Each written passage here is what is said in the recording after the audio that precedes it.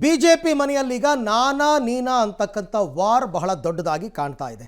ಅದರಲ್ಲೂ ಪುತ್ರನ ಪರ ಖುದ್ದು BS ಯಡಿಯೂರಪ್ಪನವರೇ ಅಖಾಡಕ್ಕಿಳಿದಿರ್ತಕ್ಕಂಥದ್ದು ಇದನ್ನು ಇನ್ನಷ್ಟು ರಂಗೇರುವಂತೆ ಮಾಡಿದೆ.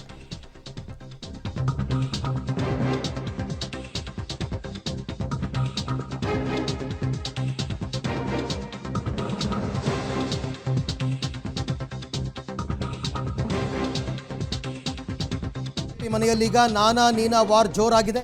ಪುತ್ರನ ಪರ ವಾರ್ ಫೀಲ್ಡ್ಗೆ BSY ನೇರ ಎಂಟ್ರಿ ಕೊಟ್ಟಿದ್ದಾರೆ. ಒಂದೇ ಒಂದು ಸಭೆ ನಿನ್ನೆ ನಡೆದಿರ್ತಕ್ಕಂಥದ್ದು ವಿರೋಧಿ ಬಣಕ್ಕೆ ಖಡಕ್ ಸಂದೇಶ ರವಾನೆಯಾಗಿದೆ. ಪಕ್ಷದ ಕ್ಯಾಪ್ಟನ್ಶಿಪ್ ವಿಚಾರದಲ್ಲಿ ವಿಜೇಂದ್ರ ಮೇಲುಗೈ ಸಾಧಿಸಿದ್ದಾರೆ. ಪಕ್ಷದ ಕ್ಯಾಪ್ಟನ್ಶಿಪ್ ವಿಚಾರದಲ್ಲಿ, ಯಾಕೆಂದರೆ ಸದ್ಯದಲ್ಲೇ ರಾಜ್ಯಾಧ್ಯಕ್ಷ ಸ್ಥಾನಕ್ಕೆ ಚುನಾವಣೆ ನಡೆಯುತ್ತೆ ಫೆಬ್ರವರಿಯಲ್ಲಿ. ಆ ಸಂದರ್ಭದಲ್ಲಿ ವಿಜೇಂದ್ರ ಸ್ಪರ್ಧೆ ಮಾಡೇ ಮಾಡ್ತಾರೆ. ಹೈಕಮಾಂಡ್ ಕೂಡ ಒಂದು ಹಂತದಲ್ಲಿ ಅವರೇ ಕಂಟಿನ್ಯೂ ಆಗಲಿ ಅಂತಲೂ ಇದೆ. ಬಟ್ ಯತ್ನಾಳ್ ಟೀಮ್ ಅದನ್ನು ಬಿಡ್ತಿಲ್ಲ. ಅದಕ್ಕೆ ಯಾರ್ಯಾರನೋ ಕುಮಾರ್ ಬಂಗಾರಪ್ಪ ನಿಲ್ಸೋಣ ಚುನಾವಣೆಗೆ, ಶೋಭಾ ಕರಂದ್ಲಾಜೆ ಅವ್ರನ್ನ ಅಪ್ರೋಚ್ ಮಾಡೋಣ ಅಂತೆಲ್ಲ ಒಂದಷ್ಟು ಮಾಹಿತಿಗಳು ಬರ್ತಾ ಇತ್ತು. ಬಟ್ ಅದೆಲ್ಲದಕ್ಕೂ ನಿನ್ನೆಯ ಒಂದೇ ಒಂದು ಸಭೆ ಉತ್ತರ ಕೊಟ್ಟಿದೆ. ಯಾಕೆಂದರೆ ಇವರು ನಿರೀಕ್ಷೆ ಮಾಡಿದಷ್ಟು ಬೆಂಬಲ ಅವರಿಗೆ ಸಿಕ್ಕಿದೆ ನಿನ್ನೆ ಸಭೆಯಲ್ಲಿ. 100ಕ್ಕೂ ಹೆಚ್ಚು ನಾಯಕರು, ಅಂದರೆ ಪದಾಧಿಕಾರಿಗಳು ಯಾರ್ಯಾರಿಗೆ ವೋಟಿಂಗ್ ಪವರ್ ಇದೆ ಅವರೆಲ್ಲರೂ ಬಹುತೇಕ ಯಡಿಯೂರಪ್ಪನವ್ರಿಗೆ ಜೈ ಅಂದಿದ್ದಾರೆ. ನಿನ್ನೆ ಯತ್ನಾಳ್ ಬಣದಲ್ಲಿ ಒಂದು 10-15 ಜನ ಇರ್ಬೋದೇನಪ್ಪ ನನ್ನ ಪ್ರಕಾರ ಈ ವೋಟಿಂಗ್ ಪವರ್ ಇರ್ತಕ್ಕಂಥವ್ರು. ಅದರ್ವೈಸ್ ಬೇರೆ ಎಲ್ಲರೂ ಕೂಡ ವಿಜೇಂದ್ರ ಅವರ ಕ್ಯಾಪ್ಟನ್ಶಿಪ್ಗೆ ಜೈ ಅಂತ ಹೇಳಿದ್ದಾರೆ ನಿನ್ನೆಯ ಸಭೆಯಲ್ಲಿ. ಸೊ BSY ಚಾಣಾಕ್ಷ ನಡೆ ಇದೆ. ಆ್ಯಕ್ಚುಲಿ ಪುತ್ರನ ಪರವಾಗಿ ಸಭೆಗೆ ಬಂದದ್ದು, ಎಲ್ಲರನ್ನೂ ಮಾತನಾಡಿದ್ದು.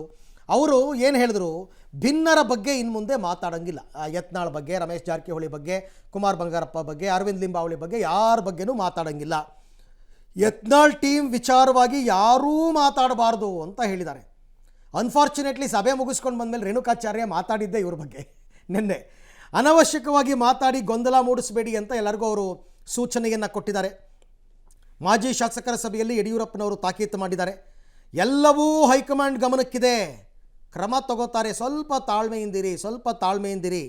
ನಮ್ಮಿಂದ ಭಿನ್ನ ಮತಕ್ಕೆ ಇನ್ನು ಮುಂದೆ ಕೌಂಟರ್ ಇಲ್ಲ, ನಾವು ಕೌಂಟ್ರ್ ಕೊಡಲ್ಲ. ಇನ್ಮೇಲೆ ಭಿನ್ನರೂ ನಮ್ಮ ಜೊತೆ ಕೈ ಜೋಡಿಸಿ ಬಂದರೆ ಬರಲಿ, ಇಲ್ದಿದ್ರೆ ಅವ್ರ ದಾರಿ ಅವ್ರಿಗೆ. ಸದ್ಯಕ್ಕೆ ಪಕ್ಷ ಸಂಘಟನೆ, ಜಿಲ್ಲಾ ಪಂಚಾಯತಿ, ತಾಲೂಕು ಪಂಚಾಯತಿ ಚುನಾವಣೆ ಮೇಲೆ ಫೋಕಸ್ ಮಾಡಿ. ಪಕ್ಷದ ಕ್ಯಾಪ್ಟನ್ಶಿಪ್ ವಾರ್ನಲ್ಲಿ ಸದ್ಯಕ್ಕೆ ವಿಜೇಂದ್ರಗೆ ಮೇಲುಗೈ ಸಿಕ್ಕಿದೆ, ಇದೊಂದು ಸಭೆಯ ಮುಖಾಂತರ ಅಂತ. ಆ್ಯಕ್ಚುಲಿ ಈ ಕೆಲಸವನ್ನು ನನ್ನ ಪ್ರಕಾರ ಹೈಕಮಾಂಡ್ ಮಾಡಬೇಕಾಗಿತ್ತು. ಎಲ್ಲರಿಗೂ ಒಂದು ಸಂದೇಶವನ್ನು ರವಾನೆ ಮಾಡಬೇಕಾಗಿತ್ತು.